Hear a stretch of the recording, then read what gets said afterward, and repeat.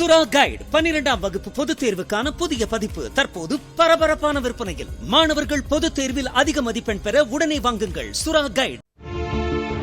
விழுப்புரம் மாவட்டம் அரகண்டநல்லூர் ஒழுங்குமுறை விற்பனை கூடத்தின் அருகில் கமல்ராஜ் என்பவர் வசித்தார். 43 வயதான இவர் வியாபாரம் செய்து வந்தார். கடந்த சில நாட்களாக கமல்ராஜுவுக்கு தீராத வயிற்றுப்போக்கு இருந்துள்ளது. இதன் காரணமாக திருக்கோவிலூரில் உள்ள தனியார் மருத்துவமனையில் 3 நாட்களாக சிகிச்சை பெற்று வந்தார். நேற்று மாலை சிகிச்சை பலனின்றி கமல்ராஜ் உயிரிழந்தார்.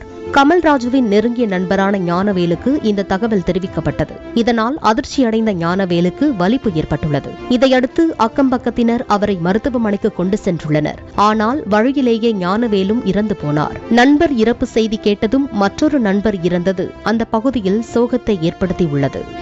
சுறா கைடு 12ஆம் வகுப்பு பொதுத் தேர்வுக்கான புதிய பதிப்பு தற்போது பரபரப்பான விற்பனையில். மாணவர்கள் பொதுத் தேர்வில் அதிக மதிப்பெண் பெற உடனே வாங்குங்கள் சுறா கைடு.